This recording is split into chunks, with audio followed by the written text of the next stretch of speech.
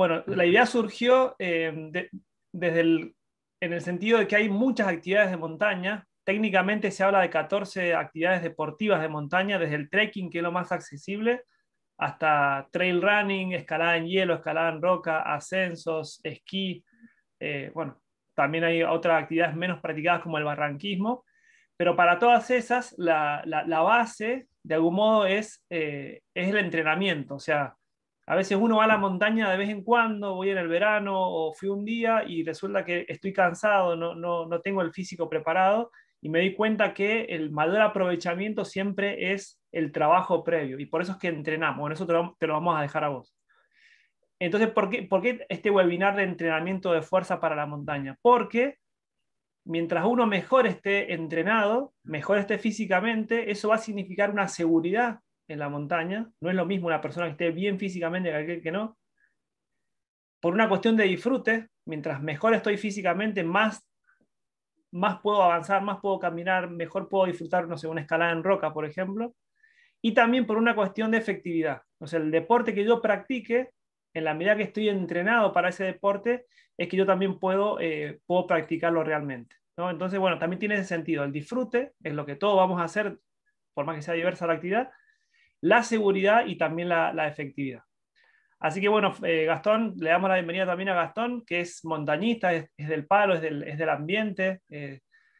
No solamente que es un investigador, que es docente, que es licenciado en educación física, sino que también conoce en el campo lo que nos va a enseñar. Así que Gastón, bienvenido a este webinar y gracias también por haber aceptado la invitación.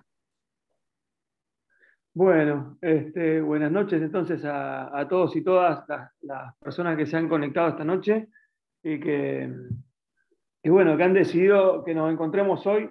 Seguimos en pandemia, así que, o en cuarentena, o como le quieran llamar. Así que bueno, aprovechar estos momentos para seguir eh, juntándonos, aunque sea de manera virtual, creo que es muy rico y que bueno, lo tenemos que aprovechar. Así que muchas gracias a vos, Fran, por la invitación y bueno, y bienvenidos a todos los que se han sumado a la charla de hoy. Si bien vamos a hablar de la fuerza nada más, vamos a hablar de la fuerza, o la importancia de por qué entrenar la fuerza cada vez que queremos hacer alguna actividad de montañismo, como dijo Fran ahí, hay un montón de actividades, no hay una sola. En todas ellas, el entrenamiento de la fuerza va a cumplir prácticamente el mismo rol. Pero lo que primero tenemos que dejar en claro, ¿no? Y me parece que es importante, es que cada vez que yo voy a empezar o a iniciar un plan de entrenamiento con la intención de que esa persona va a la montaña, el entrenamiento tiene que estar destinado a que mejore esa actividad. Con esto que quiero decir, que si el objetivo es que lo busque, pero lo que voy es que el plan tiene que estar orientado a qué? A que me beneficie mi rendimiento o mi actividad que voy a realizar en la montaña. O sea que por ahí necesito niveles mínimos, pero necesito estos niveles de fuerza, por lo tanto los tengo que ordenar.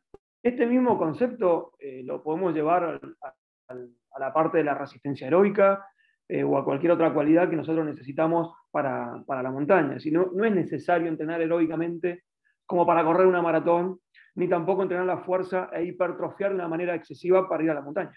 Simplemente tenemos que entender cuáles son estas necesidades que requiere el montañista y a partir de eso entrenar esas debilidades o esas deficiencias o esas demandas. ¿Sí? Entonces, no es tan complejo, es más bien muy simple, porque el principal objetivo que va a perseguir el entrenamiento de la fuerza es disminuir la tasa de lesiones o prevenir la tasa de lesiones y fortalecer algunas zonas en particular. Por lo tanto, ¿qué debemos tener en cuenta a la hora de iniciar un programa de entrenamiento de fuerza? Primero, Gastón, ¿qué tipo de actividad? te puedo cortar Sí, una sola cuestión para tener en cuenta, sí, que al ser un webinar y tener solamente 45 minutos, hay un montón de cuestiones que van a quedar en el tintero, más allá de la cantidad de preguntas que todos los inscriptos dejaron, bueno, que eran apuntando que se quería aprender este webinar. Por las dudas, ya que vos te vas a empezar a explayar en muchos temas, indicar que si yo voy a estar atento al chat y a las preguntas que puedan ir haciendo, por ahí puedo llegar a cortarte e indicarte algo que tenga que ver con el tema.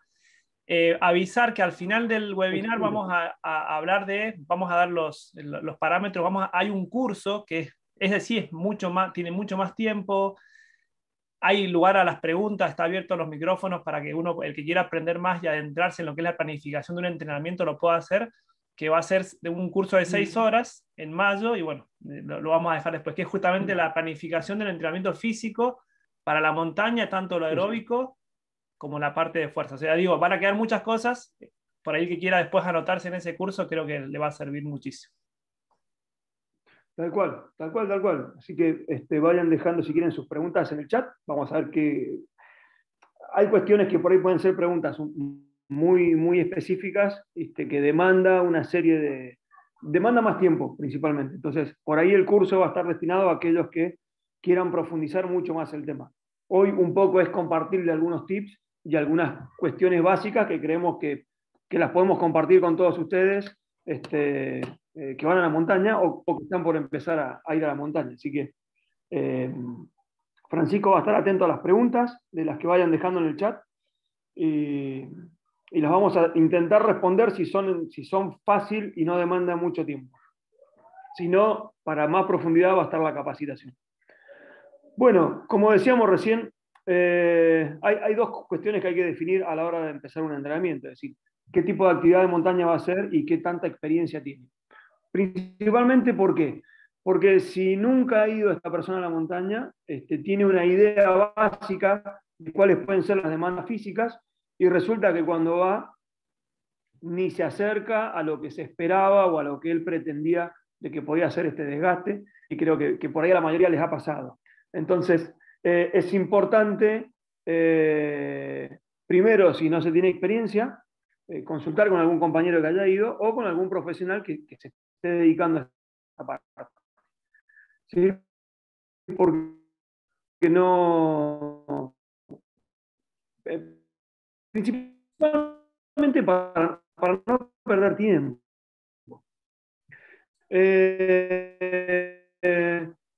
Lo otro, sobrecarga, el término sobrecarga es muy amplio. En el gimnasio nos podemos encontrar con las mancuernas, las máquinas, y todas tienen como objetivo mejorar la fuerza. Lo que pasa es que algunas de ellas están destinadas a localizar, otras no tanto, a trabajar más las cadenas musculares, otros tipos de dispositivos están más orientados a los deportes. Entonces, cuando hablamos de experiencia con ejercicio de sobrecarga, tener en cuenta que las máquinas tienen ciertos objetivos o ciertos beneficios o pro y contra que no las tienen las cargas libres. Entonces, si el sujeto no tiene experiencia en cargas libres, ¿qué quiere decir cargas libres? Ejercicios con barras y con mancuernas. El periodo de adaptación es probable que dure un poco más, porque hay que enseñarle técnicamente estos ejercicios. Las máquinas, por lo general, tienen guías. Entonces, lo que hace el sujeto es seguir estas guías. Algo que siempre preguntamos es el tiempo, cuánto va a tener, porque a veces uno se hace la idea de que tiene que ir 3, 4 o 5 veces a la semana y en realidad con 2 estímulos alcanza. Y después algo que sí es sumamente importante es combinarlo con el trabajo aeróbico. Si bien la charla de hoy es específicamente de la fuerza, es sumamente importante combinar ambos ejercicios y al final les voy a explicar por qué. Gastón, por ahí solía Sí. ser antiguamente al menos la recomendación para ir a la montaña era ir a correr, porque eso te implicaba resistencia, mucho tiempo, capacidad pulmonar, el corazón mismo, el trabajo que hace, y se dejaba de lado a veces la parte de la fuerza, como que era algo que te endurecía y te trababa, te quitaba posibilidades Tal cual. de una buena agilidad. Y es verdad, es una fisiología del ejercicio por ahí un poco más vieja, y que bueno, con el avance de los trabajos científicos y un montón de cuestiones que hay hoy en día, en realidad el beneficio es mucho mayor si se combinan ambos ejercicios. ¿Sí? Entrenar la fuerza y entrenar la parte aeróbica, que lo vamos a tocar aunque sea un poquito ahora al final. Obviamente esta diapo la he puesto simplemente para explicar esto, que hoy estamos viendo una de las cualidades que es la fuerza, de entre todas, ¿sí? las otras cualidades que hay que tener en cuenta. Una de ellas es la resistencia aeróbica, pero también otros factores externos como el desnivel de la montaña, la hidratación, la vestimenta, el tipo de calzado. Todos estos son factores externos que obviamente condicionan pasarla bien o pasarla muy mal. Entonces, y obviamente todo esto a su vez está condicionado por la altura en la que yo voy a estar realizando este tipo de actividad. Entonces, este webinar está bien focalizado al trabajito de la fuerza, pero hay un montón de otras cuestiones que también hay que considerarlas y que no son menos importantes.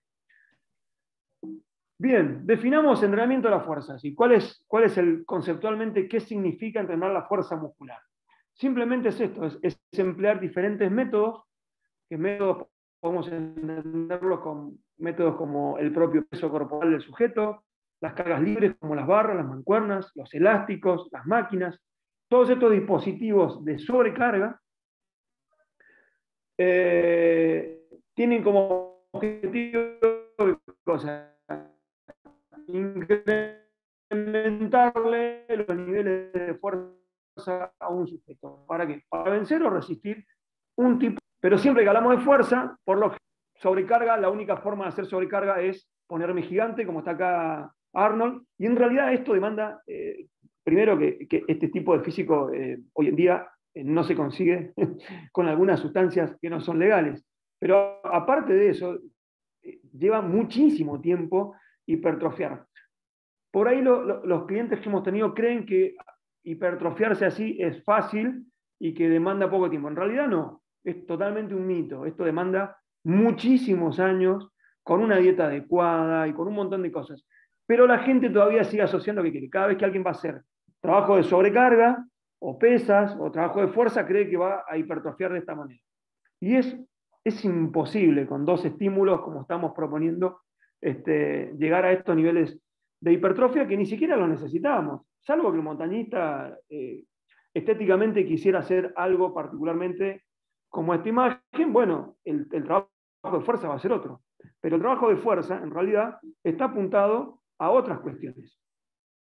El principal de ellos es prevenir las lesiones de las articulaciones que más que principalmente van a ser utilizadas en este tipo de actividades. Y hay dos actividades que son claves, que es el ascenso y el descenso.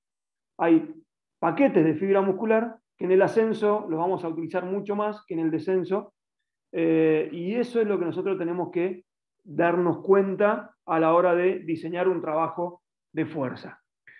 Otra de las articulaciones que sufren y que hay que tener, prestarle muchísima atención es el tobillo, principalmente porque el tobillo va a ser el primero que va a sufrir esta angulación que no es común en el lugar donde nosotros nos desplazamos.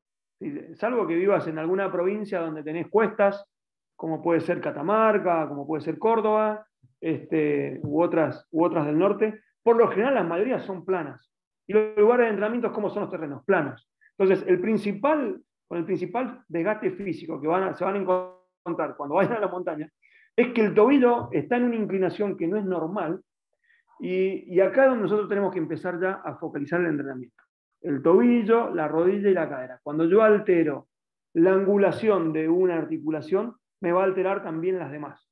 Y si a su vez a esto le agregamos que la mochila puede ser una mochila simple de ataque o una mochila para transportar una carga, llamemos una carga de 10 kilos, cuanto más sea, el centro de gravedad se va a alterar, y estas son las cuestiones que nosotros tenemos que considerar para diseñar el trabajo de sobrecarga. Gastón, recién para las piernas, sí, los músculos flexores y extensores de la cadera. Sí, decime, ¿puede ser? sí, no, que recién ¿Hola? hablabas de esa búsqueda de la hipertrofia, también es otra visión del ejercicio físico. Acá por eso remarcábamos desde el comienzo que es el disfrute de la montaña y también una visión de la salud, que yo quisiera estar con 80 años, 90 años todavía escalando montañas. Y eso tiene esa Ojalá. sustentabilidad en el tiempo, también tiene que ver en cómo uno previó todo esto, o sea, la salud de cada una de estas Claro, partes. Y eso tiene que ver con los ejercicios que uno tal hizo, cual. cómo fortaleció. A veces, no sé, pongamos, por poner ejemplos, que igual no es para comparar, pero a veces uno juega al fútbol hasta los 30 años, 40, al hockey hasta tal edad y ya listo, pasó la etapa del deporte, y en realidad esto es está la posibilidad de uno mantener en el tiempo y disfrutarlo para siempre. O sea, mientras podamos subir a la montaña, tener la capacidad de hacerlo, como es el caso ahora de Carlos Soria. Sí, Está bien, es un más de himalayista 80 español, pero ¿qué edad tiene? 80 82 o 80 o y no sé más, si más. y más también, ¿eh? Y está por subir un 8000 y bueno, realmente el disfrute que él tiene de las cosas a esa edad es increíble. Y bueno, también tiene que ver con esto, o sea, con Es increíble. cuánto él previó en su vida para poder llegar a ese lugar y disfrutar todavía de la montaña. Tal cual, coincido plenamente. Tenemos que estas articulaciones, que sabemos que van a tener un desempeño primordial, fortalecer los grupos musculares que rodean a estas articulaciones. Entonces, la zona lumbar es una, los hombros principalmente, los codos por el trabajo del bastón y lo que transporta y traslada todo esto que son nuestras piernas, principalmente el tobillo, la rodilla, obviamente el calzado y todos los demás factores externos, pero que estos grupos musculares son los que nosotros tenemos que focalizar para armar y diseñar el trabajo de sobrecarga.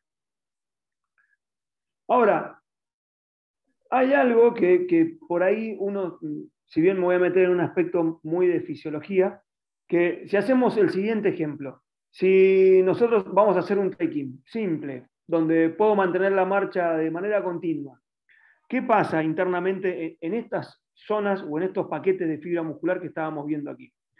Por lo general, el tipo de fibras que se reclutan, hay que resaltar que todas nuestras fibras musculares, independientemente de cuál sea el grupo muscular, el muscularmente esquelético, ¿sí? Eh, tienen diferentes tipos de fibras. Y para hacerlo muy simple, tenemos dos grandes distribución de la fibra muscular, las fibras lentas y las rápidas. Las fibras lentas son las fibras denominadas de tipo 1. ¿Sí? Entonces, en todas aquellas actividades donde la intensidad es baja y me permite mantener una marcha de manera constante, el cerebro lo que hace, recluta este tipo de fibras. ¿Por qué? Porque tienen una alta tolerancia a la fatiga y puedo sostenerlo en el tiempo. Ahora, en el momento en que yo empiezo, se me inclina la cuesta o incremento la velocidad, o principalmente la pendiente se incrementa, ¿qué va a pasar? Automáticamente mi ventilación aumenta. ¿Esto se debe a qué? Primero, al sustrato que yo estoy utilizando, pero como la demanda de fuerza es mayor, se empiezan a reclutar otro tipo de fibras que son las rápidas. Ahora, si esta intensidad es demasiadamente alta, o de moderada a alta intensidad, van a ver qué es lo que sucede. Empiezan a hacer intervalos de pausa, aunque sean intervalos cortos en la montaña. Voy camino 30, 40 pasos, o camino de una zona hasta la otra zona y hago pausas pequeñas de 1 minuto, de 30 segundos y sigo haciendo. ¿Esto a qué se debe? Que ya estoy empezando a reclutar principalmente todo el paquete de fibra muscular, las fibras lentas y las fibras rápidas. Y cuanto más intenso sea el ejercicio, ya sea de manera aeróbica o de a nivel de esfuerzo físico a nivel muscular, el tipo de fibras que estoy reclutando son las fibras 2A y 2B, que son las que me permiten sostener esta intensidad. Bueno, justamente en el entrenamiento de la fuerza, nosotros podemos organizar y planificar los entrenamientos reclutando el tipo de fibras que yo quiero. Esto se denomina hipertrofia selectiva en el entrenamiento. Entonces, si yo ya sé que voy a ir a hacer un trekking simple de 3 a 6 horas, que no va a tener demasiada intensidad, a mí ya me está indicando que lo más probable es que el tipo de fibras que yo voy a reclutar sean este. Por lo tanto, el trabajo de fuerza va a ir orientado a eso. Ahora, en el momento en que yo ya empiece a tener pendientes y tenga que trasladar una mochila, ya voy a empezar a reclutar qué cosa. Y paquetes de fibra muscular de mayor calidad, donde yo necesito generar más fuerza. Entonces, estas son las fibras que se denominan de alta calidad. De estas dos, ¿cuál en el montañismo? La fibra de tipo 2A, porque hace una especie de fibra intermedia que tiene la capacidad de tomar características o de arriba o de las fibras lentas o de las fibras rápidas 2B. Entonces, con el entrenamiento nosotros podemos manipular y elegir el tipo de fibras para reclutar y entrenarlas. Entonces, acá va a haber un factor importante que para yo poder organizar este tipo de entrenamientos, vamos a tener que evaluar.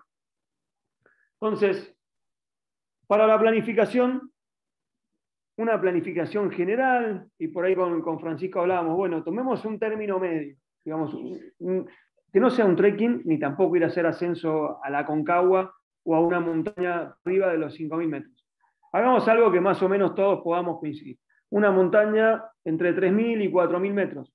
¿Cuál sería Gastón, un plan ideal? Si sí, perdón, en esto que vos decís de buscar un punto medio, acá en el grupo tenemos personas que se están iniciando en el trekking, que es lo que decíamos, es lo más accesible a nivel montaña. Tenemos personas que ya practican montañismo ya a nivel de los 4000 y hay algunos que también han ingresado a este webinar pensando en la planificación a más gran alto. altura. Entonces digo, también en eso hay diversidad acá.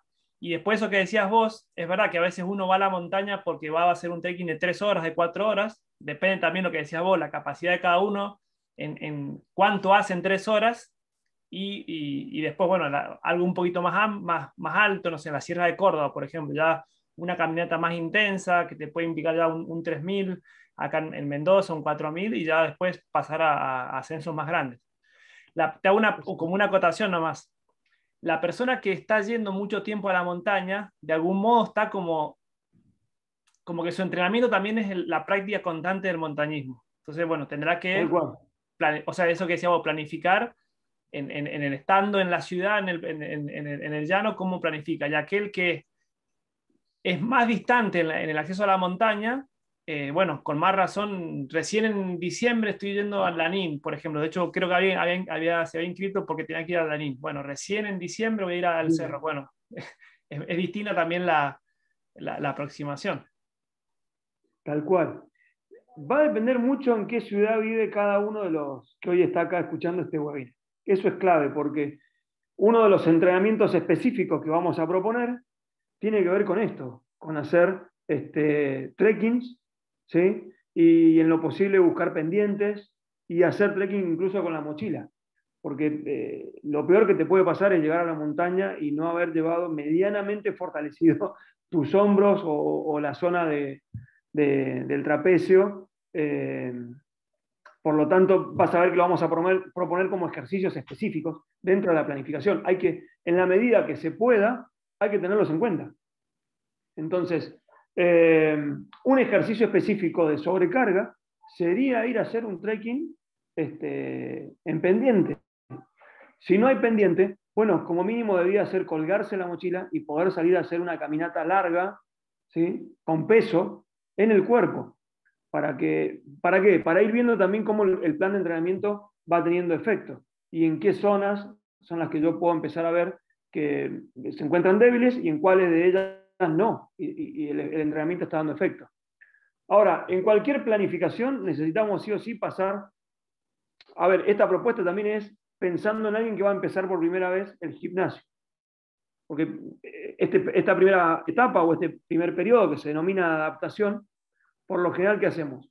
Si hay alguien que tiene experiencia en sobrecarga, esto puede llegar a durar un mes o 15 días.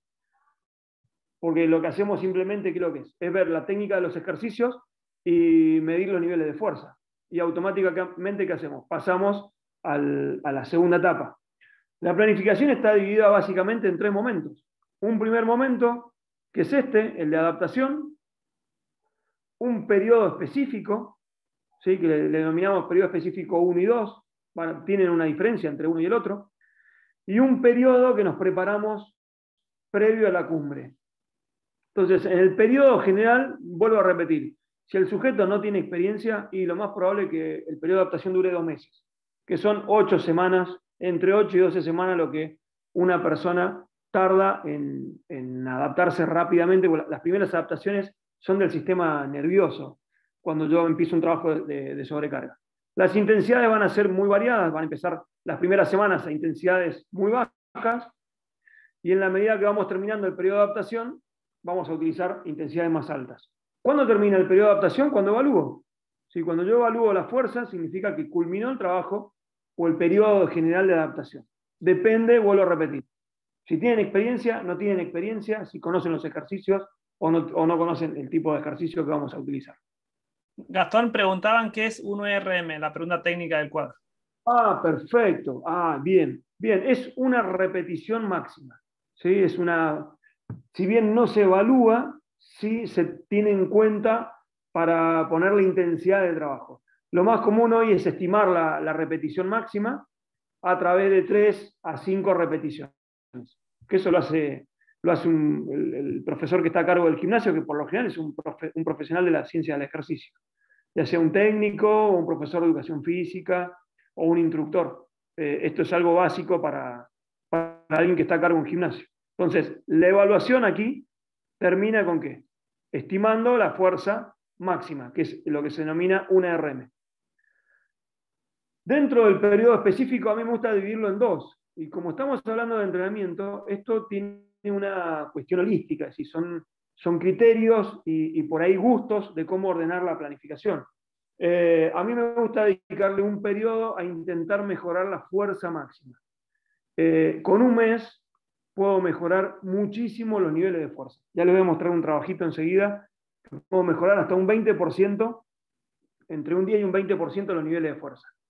¿Sí? ¿Qué hacemos acá? Y acá se trabaja realmente con muy pocas repeticiones, ¿sí? Porque el objetivo ¿cuál es? Tratar de incrementar los niveles de fuerza en esos grupos musculares que nos interesan. Obviamente, ya en este periodo tienen que existir estos ejercicios específicos, principalmente cuando se los colocan. El fin de semana, o que realice un trekking largo de 2 a 3 horas, si puede hacerlo con la mochila mejor, que se vaya acostumbrando, y si puede realizar este tipo de trekking en alguna pendiente, vuelvo a repetir, hay ciudades que tienen así tipo mesetas pendientes, como la ciudad de Córdoba, Catamarca, algunas zonas de lo que es Buenos Aires, de Sierra La Ventana, entre otras. Pero si no, lo que tienen que hacer es intentar buscar algún puente o alguna subida en la ciudad y tratar de intentar hacer este tipo de actividad. ¿Por qué? Para cambiar la angulación del tobillo principalmente, que es lo que más se van a encontrar con que sufren al momento de empezar una montaña de estas características. Un 4000 seguro se van a encontrar con algún acarreo, con alguna pendiente de 45, de 30 grados, donde van a ver que la utilización del tobillo y del grupo muscular, principalmente el gemelo, es el que más va a soportar la intensidad. Gastón, El ahí segundo periodo preguntaban, específico de fuerzas que ya había perdón, alcanzado. una pregunta que tiene que ver con esto que decías de la Sí, dale, inclinación. dale, dale. ¿Sí? Que uno engancha, no sé, una ladera, no sé, las autopistas por ahí que tienen esas laderas o los parques y hay equipos de entrenamiento Sí. que los usan. Ahora preguntan ahí con el hecho de las escaleras, si la escalera también reemplaza ese tipo de pendiente. O sea, sí, obviamente que sí, porque es un desnivel, Eh, pero en esto del ejercicio del tobillo, de la inclinación. Mira, en realidad no, porque la escalera sigue teniendo esta angulación, si no me la cambia. Si sigue siendo, por más que yo haga un escalón, por ahí lo que voy a fortalecer en ese tipo de ejercicio, que ya lo voy a mostrar enseguida, tiene que ver con entrenar el flexor de la cadera y el extensor, o el estabilizador, que es el glúteo principalmente.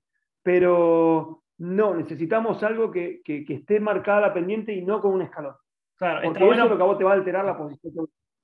Capaz que es útil en cuanto al uso del peso, pero no es funcional al movimiento real en montaña. Exacto. Porque sería como hacer subidas al cajón, o una sentadilla búlgara, o una sentadilla búlgara invertida, o algo por el estilo. Entonces, ¿por qué? Porque el tobillo sigue estando así, sigue estando plano. Si bien se mueve, no lo descartaría. Si yo tuviese escaleras, lo utilizaría. Pero no me va a estresar lo que yo quiero.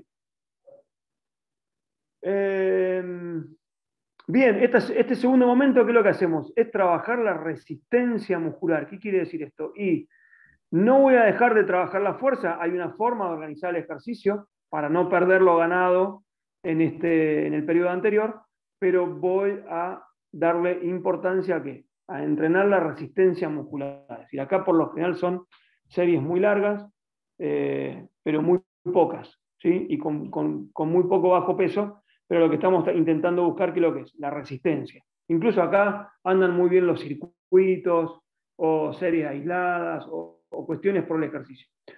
Ahora, en ningún momento yo voy a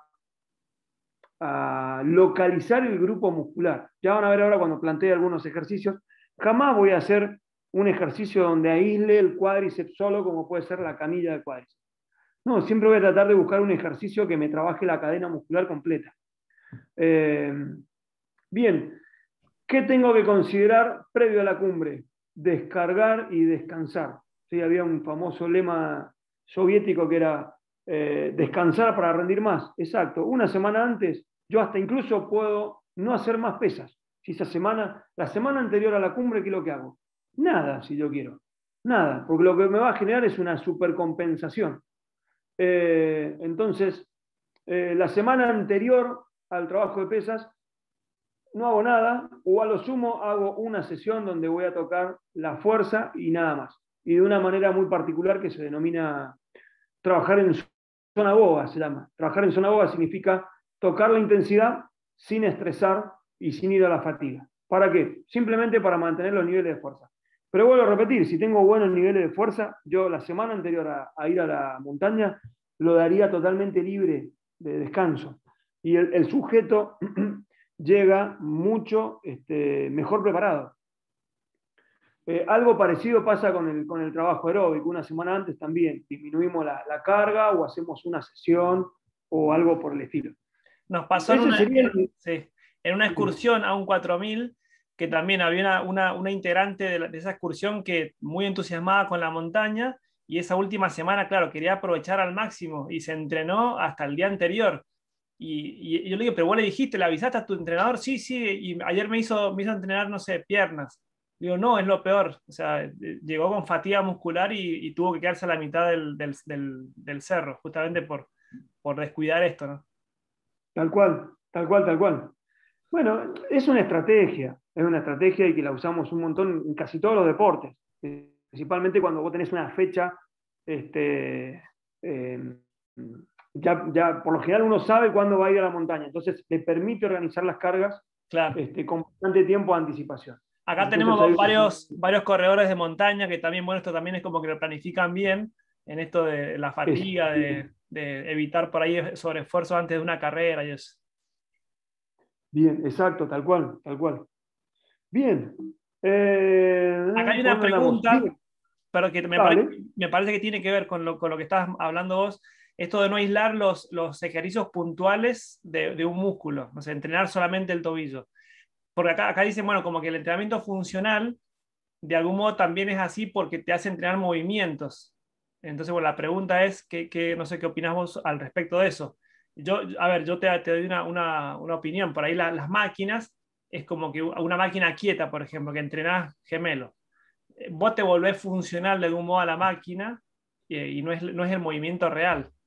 Por ahí esa es la ventaja Bien. de los pesos libres. Entonces, bueno, En realidad es más amplio porque se ha malinterpretado el concepto de entrenamiento funcional. Si cuando uno ve el origen del entrenamiento funcional, que es Michael Ball, el sujeto lo que hace es funcional. ¿A qué hace referencia? El autor se dio cuenta que habían una gran cantidad de lesiones. Nos vamos a ir un poco del tema, pero vale la pena aclararlo. Por ahí lo que la gente hace en los gimnasios es un entrenamiento en circuito. Por ahí me parece que se malinterpretó lo del entrenamiento funcional. Funcional, a lo que lo llama Michael Ball, es los sujetos que tienen lesiones, por lo general son porque hay una disfunción de un lado con respecto al otro, o alguna disfunción en alguna cadena muscular. Entonces, lo que hace Michael Ball es generar un sistema de entrenamiento donde le devuelva esa funcionalidad y a partir de ahí se entrene con mayor intensidad. Porque si sigue entrenando de esta manera, lo que se produce es una lesión. Y por ahí el entrenamiento funcional en realidad no es un circuito. Es un circuito y que no sé por qué motivo se lo denominó claro. de esa manera. Pero el circuito me parece que es una muy buena opción para el periodo de adaptación. Porque como en el periodo de adaptación vos no vas a levantar tanta carga, es una buena manera de optimizar el tiempo. Ahora, en el periodo que veíamos recién de fuerza máxima, vas a tener que salirte del entrenamiento funcional e ir a un entrenamiento mucho más específico. ¿Por qué? Porque el entrenamiento funcional, mal llamado funcional, este circuito, utilizan por lo general su propio peso corporal. Y el propio peso corporal en algunas personas es más del 100% de su RM. ¿Sí? Hay gente que no puede hacer una dominada o no puede hacer una extensión de brazo en el piso. La hace a media y mal hecho. ¿Eso qué significa? Que no tiene los niveles de fuerza mínimos para hacer una buena extensión de brazo. Entonces, su propio peso demanda una fuerza por arriba de su 100%. Entonces, para algunas personas, su propio peso va a estar muy por arriba, y para aquellas personas que tienen buen nivel de fuerza, va a estar por debajo de esta intensidad. Entonces, vuelvo a repetir, por ahí este tipo de ejercicios están buenos para el periodo de adaptación, pero después van a tener que correrse un poco de esa modalidad. Porque me deja muy pocas variables de indicadores de carga para yo manipular. La única forma que puedo hacerlo más duro que lo que es agregarle repeticiones. Si le agrego repeticiones, estoy entrenando un paquete de fibra muscular que no me interesa. Necesito entrenar las fibras rápidas también. Entonces, es inevitable no mover carga si yo quiero reclutar un tipo de fibra muscular. Era más larga la respuesta. Sí, perfecto. Pero vale aclararla. Lo que sí podemos decir que este tipo de entrenamiento, una de las cosas que mejora es el equilibrio. Y eso es lo que la gente hace que se sienta más segura y responde mejor a este tipo de actividades. Lo que pasa es que todo tiene un límite. Todo mejora hasta cierto punto. Y para volver a hacer una mejora, tengo que volver a planificar de otra manera. Porque en cuanto el cerebro entiende que esto ya es suficiente, se estanca y no hay más mejoras. Bien, algo que decíamos al principio es la importancia de combinarlo a los entrenamientos. Entonces, antiguamente se pensaba que el entrenamiento de la fuerza era contraproducente para este tipo de actividades o cualquier tipo de actividad que el componente heroico es importante. Entonces, miren, de una manera muy simple, este es un trabajo que ya tiene sus años, es del 2005, agarró y se entrenaron 13 semanas, más de 40 personas, y lo que hicieron fue dividirlos en grupos. ¿Sí? Los grupos se entrenaron. Un grupo entrenaba exclusivamente el trabajo heroico, un grupo entrenaba exclusivamente el trabajo de pesas, y dos grupos lo combinaban, con la diferencia que la diferencia era que este grupo hacía primero el trabajo de pesas y hacía el trabajo heroico, y este lo hacía de la manera inversa, primero el trabajo heroico y el trabajo de pesas. O sea que estos dos son los que combinaban el trabajo de sobrecarga con el trabajo heroico. Si nos vamos a ver la parte metabólica, ¿sí? O de la potencia heroica, ¿quiénes se beneficiaron? Porque cuando yo armo un plan de entrenamiento de resistencia heroica, una de las variables que se monitorea es esta: si se mejoran o no se mejoran. Bueno, acá lo que ya pueden evidenciarse es que el trabajo que combina el trabajo heroico con la fuerza obtiene mayores mejoras que un trabajo que solamente hace exclusivamente trabajo heroico.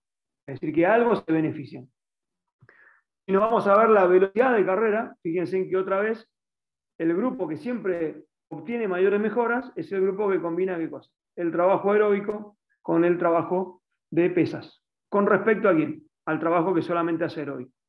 Y si nos vamos a ver un indicador que últimamente se lo está viendo mucho, que es la capacidad de resistir en un ejercicio particularmente aeróbico, ¿sí? Hasta la fatiga, correr hasta la fatiga, el grupo que más mejora es el que combina ¿qué cosa? El trabajo aeróbico y luego el trabajo de sobrecarga.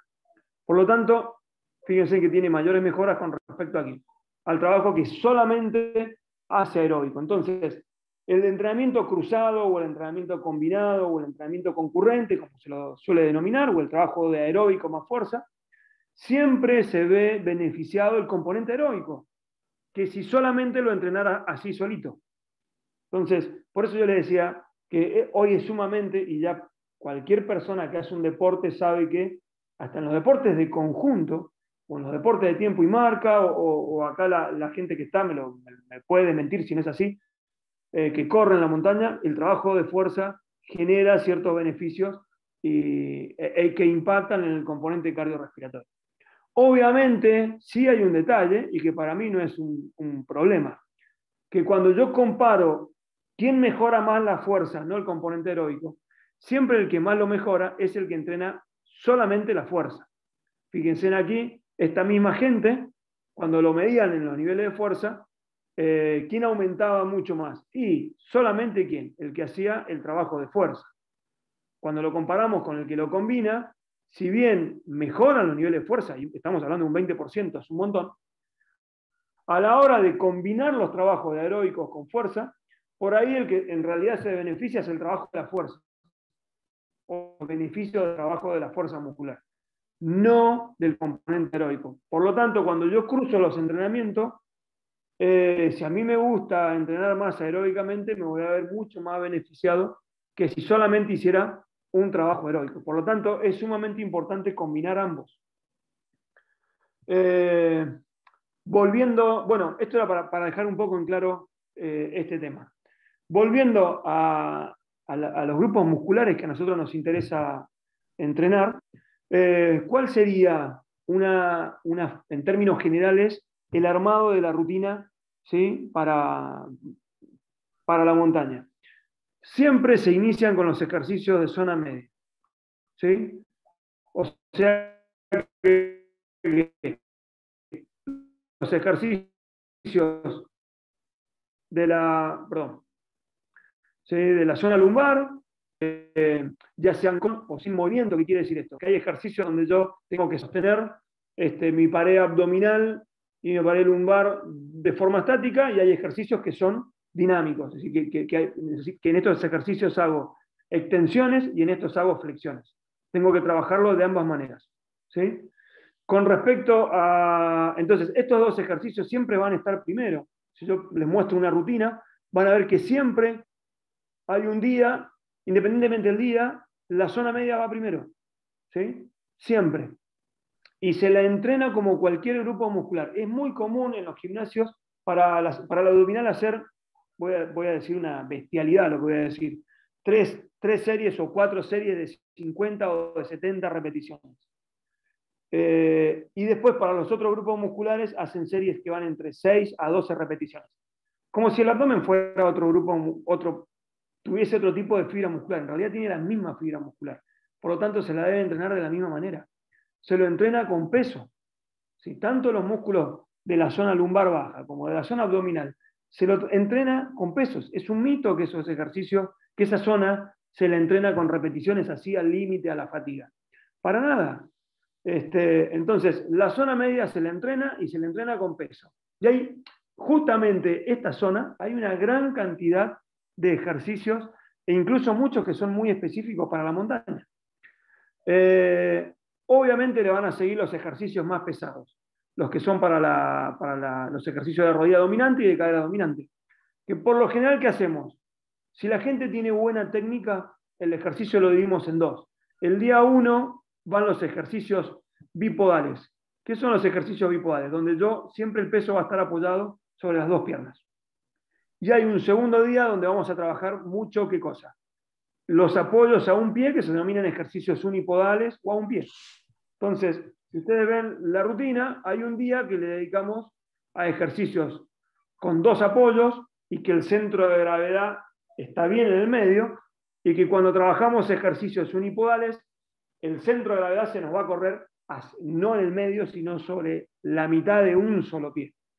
Y esto es importante porque la actividad muscular y la actividad electromiográfica han demostrado que yo puedo estresar diferentes zonas trabajando con ejercicios bipodales o unipodales. Y la ventaja de trabajar los ejercicios bipodales es que me va a permitir movilizar mayor carga. ¿Esto qué me está diciendo? Que siempre este ejercicio está pensado para que mejore el de abajo y viceversa. Si la rutina no está armada así porque nos interesa de tocar los 2 pies o un pie, o trabajar los brazos en forma concurrente los dos, o trabajarlo diferenciado, ¿sí? Sino que es una manera también de que uno se beneficie sobre el otro. Por lo tanto, entonces siempre van a ir primero los ejercicios de zona media, le van a seguir los ejercicios de todas las variantes de las sentadillas posibles. Acá no hay que casarse con un solo ejercicio. Lo mismo que para la cadera. Para la cadera tenemos los pesos muertos un pie, los despegues, los pesos muertos con la toma cerrada, con la toma abierta. Hay un montón de ejercicios y que hay que jugar en la planificación con estos ejercicios. Y los ejercicios que tienen que ver con el tronco, que siempre los agrupamos ejercicios de empuje y de tracción. No vamos a hacer un ejercicio para localizar el bíceps o el tríceps. Siempre vamos a buscar un ejercicio que me trabaje toda la cadena, o del empuje o de la tracción. ¿Por qué? Porque es lo que yo voy a hacer en la montaña. ¿Sí? O me voy a sentar sobre mi bastón, o voy a ir, o mi grupo muscular tiene que soportar el peso de la mochila, o tengo que traccionar, o tengo que movilizarme de esa manera. Por lo tanto, ya pueden ver que la rutina no tiene muchos ejercicios, tiene pocos, porque se priorizan el patrón motor, o es de tracción o es de empuje, y se le da una atención especial a la zona media. ¿Por qué? Porque es la zona donde el único hueso que une las piernas con el tronco, las piernas con el, sí, también con el tronco, es la columna vertebral. Por lo tanto, la columna nosotros la tenemos que tener, la zona media, perdón, la tenemos que tener lo más fortalecida posible. Para esto hay una gran cantidad de ejercicios y que bueno, que en este webinar no nos da el tiempo para desglosar cada uno de ellos y qué ejercicios ponemos en cada uno de los periodos. Porque también la rutina se organiza en función de qué periodo yo me encuentro. Si en el periodo de adaptación, en el periodo en el periodo específico del 1 o el específico 2. Los ejercicios juegan un rol muy importante a la hora de organizar la carga. Perfecto, Y a buenísimo. su vez, esto también, y para cerrar, y también esto tiene que ir planificado en forma conjunta con el trabajo aeróbico. El trabajo aeróbico no lo podemos no dejar de hacerlo. Hay que tratar de entrenar ambos, el trabajo de fuerza con el trabajo de aeróbico. En definitiva, el trabajo de la fuerza es un mito de que va a ser contraproducente. Todo lo contrario, uno obtiene mejoras son superiores las mejoras a que si solamente hiciera el trabajo aeróbico por sí solo. Hay que entender que la rutina tiene una forma de organizarla y que esa organización depende principalmente del patrón motor que yo quiero utilizar, y a partir de ahí hay que considerar qué tipo de fibras musculares quiero reclutar para realmente generar adaptaciones. Así que bueno, la idea era hoy un poco compartir este webinar para desmitificar ciertas cosas.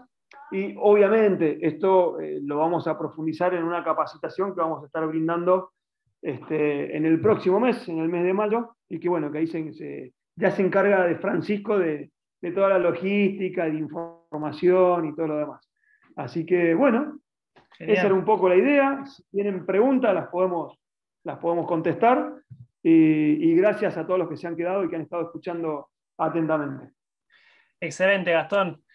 Yo creo que vos podrías seguir charlando horas y horas, así que también te agradezco que también, bueno, tengamos este lugar